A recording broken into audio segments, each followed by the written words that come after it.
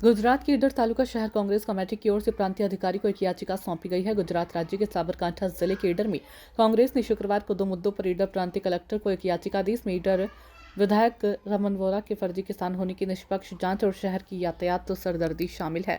ईडर की प्रांतीय कलेक्टर को आवेदन पत्र जमा करने का कार्यक्रम ईडर तालुका और शहर कांग्रेस कमेटी द्वारा 2 अलग अलग मुख्य विषयों पर आयोजित किया गया था और कांग्रेस के शहर और तालुका कांग्रेस अध्यक्षों की अगुवाई में दायर याचिका में ये मुख्य बिंदु शामिल है।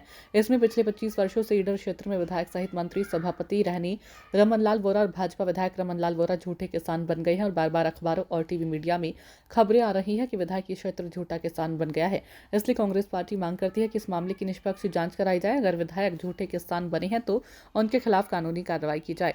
पहले भी ईडर का नाम एक इसम फर्जी किसान होने के आरोप में जेल जा चुका है, इसलिए झूठे किसान बने वर्तमान विधायक रमनलाल वोरा के संबंध में निष्पक्ष जांच कराकर कार्रवाई करें। और ईडर शहर का यातायात मुद्दा कई वर्षों से जनता के लिए सरदर्द बना हुआ है।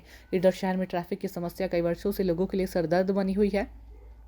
ईडर में वर्षों से भाजपा की सरकार है और भारतीय जनता पार्टी के शासकों द्वारा बार बार जनता को लुभाकर और वोट लेकर यातायात समस्या को हल करने के वादे के बावजूद भी लोग यातायात की समस्या से जूझ रहे हैं। इसके अलावा रेलवे और सड़क का काम चलने से लोगों की परेशानी बढ़ सी गई है। इस संबंध में कांग्रेस पार्टी से वैकल्पिक व्यवस्था कर लोगों को ट्रैफिक समस्या से निजात दिलाने की मांग की गई।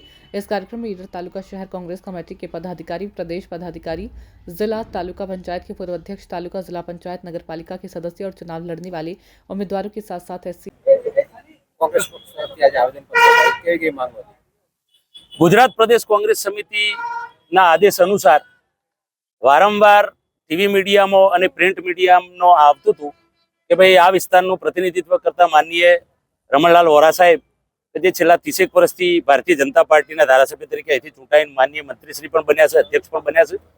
એ પોતે બોગસ ખેડૂત ખાતેદાર બની અને પાલેજ ગામમાં અને અહીંયા અમારા દાવડમાં જમીન ખરીદી અને ખોટા બોગસ ખેડૂત ખાતેદાર બન્યા છે એવું વારંવાર ટીવી મીડિયામાં આવવાથી ઉપર પ્રદેશ સમિતિથી આદેશ હતો એટલે અમે તપાસ કરી કે ભાઈ આ વસ્તુ શું છે। પણ ખરેખર અમે એમને તપાસ કરી એમને દાવડની જમીન તો વેચી મારી છે, પાલતની પણ જમીન વેચી મારી છે, પણ ખરેખર આમાં શું છે એ તથ્યોની તપાસ અને ચકાસણી કરવા માટે આજે આવેદનપત્ર આપવાનો કાર્યક્રમ અમે રાખ્યો હતો અને માનનીય પ્રાંત કલેક્ટરશ્રીને અમે વિનંતી કરી છે કે ભાઈ આમાં ચોક્કસ પ્રકારે માનનીય મંત્રીશ્રી અને ભારતીય જનતા પાર્ટીની સરકાર હોય, પોતે મંત્રીશ્રી રહી ચૂકેલા હોય, આ વિસ્તારનું પ્રતિનિધિત્વ કરતા હોય અને જો બોગસ ખેડૂત બનેલા હોય તો એમની સામે કાયદેસરની કાર્યવાહી કરવાની થાય એવી માનનીય પ્રાંત કલેક્ટરશ્રીને અમે ડિમાન્ડ કરી છે। ભૂતકાળની અંદર આ વિસ્તારમાંથી એક ડોક્ટર, આપણે કોઈનું નામ લઈને ના કહી શકીએ, પણ એક ડોક્ટર પોતે અહીંયા એવી પરિસ્થિતિમાં આવ્યા હતા જે વર્તમાન પત્રોમાં ટીવી મીડિયા દ્વારા અમે જાણ્યું હતું તો એમને આવું થયું। વાઘોડિયાના ધારાસભ્ય આજે જ છાપામાં આવ્યું છે કે વાઘોડિયાના ધારાસભ્ય પોતે ભારતીય જનતા પાર્ટીના એક બોગસ ખેડૂત ખાતેદારના મામલતદારને કહી અને ફરિયાદ કરીને જો એમને જેલમાં મુકાઈ શકતા હોય તો આમાં પણ દાખલો બેસાડવો જોઈએ। અને અમારી બીજી એક માંગણી હતી કે ભાઈ ટ્રાફિકની સમસ્યા જે વર્ષોથી ભારતીય જનતા પાર્ટીના શાસકો વર્ષોથી જેમ અમારે પેલા નહીં વડાલી વિસ્તારમાં લખેરાથી પટેરાન, શેમેરાન, માતેરાન કરીને લોકોને તળાવ ભરીશું, આ કરીશું એમ કરીને મૂર્ખ બનાવી અને પ્રજાને મત લઈ જાય છે વારંવાર, એમ આ પ્રજાને ભોળી પ્રજા, ઈડરની ભોળી પ્રજા આજે એટલી પીરસાઈ રહી છે ટ્રાફિકની સમસ્યાથી। આ બાયપાસ બનાવીને પેલા બાયપાસ વચમાં હિતુ કનોડિયાને પટ્ટીઓ લઈને ફરતા હતા, હવે રમણલાલની પટ્ટીઓ લઈને ફરે છે। એટલે પટ્ટીઓ લઈને ફરવું અને પ્રજાના માનસ ઉપર એક એવો આભાસ ઉભો કરવાનો કઈઓથી બાયપાસ નીકળે છે, આવા આભાસ સાથે પ્રજાને ભ્રમિત કરનારા માણસોની સામે આજે આવેદનપત્ર આપ્યું છે કે રેલવેનો પ્રશ્ન છે, અત્યારે કામ ચાલે છે, રોડનું કામ ચાલે છે, આ બધા કામો ચાલે છે, એની વચ્ચે ટ્રાફિકની સમસ્યાથી ઈડરની પ્રજા ત્રસ્ત છે, એની પણ એક સમસ્યાના સમાધાન માટે અમે પ્રયત્ન કર્યો। ત્રીજો મુદ્દો અમારો એ હતો નગરપાલિકામાં હમણાં જ સીમાંકનનો વધારો કર્યો ત્યારે એમને સદાતપુરા અને જવાનપુરાનો સમાવેશ કર્યો। અમે એવું નથી કહેતા, પણ સિવિલ હોસ્પિટલ આ લોકો સત્તાના જોરે 7 કિલોમીટર દૂર લઈ ગયા, આજે પણ લોકો ધક્કા ખાય છે, બિચારા સિવિલમાં પૈસા મુશ્કેલી છે।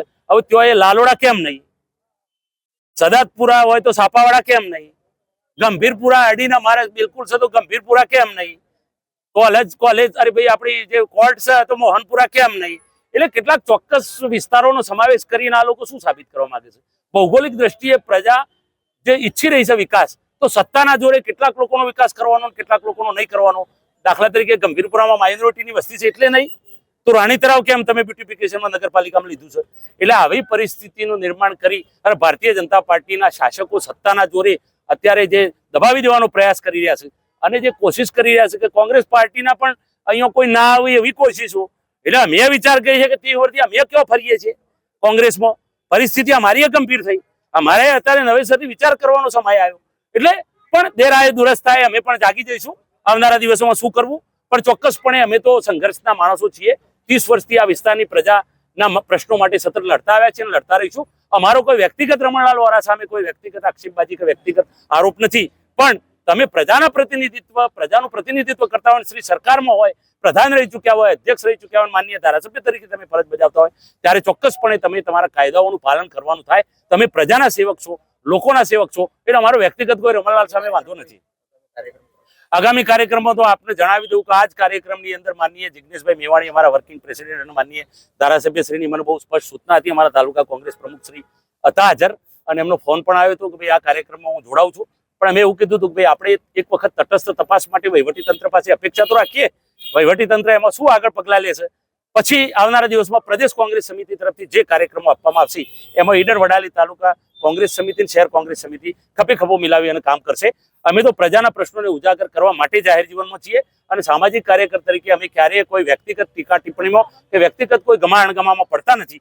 એટલે કોઈ આને વ્યક્તિગત નહીં લેવું, તો કોઈ સમાજ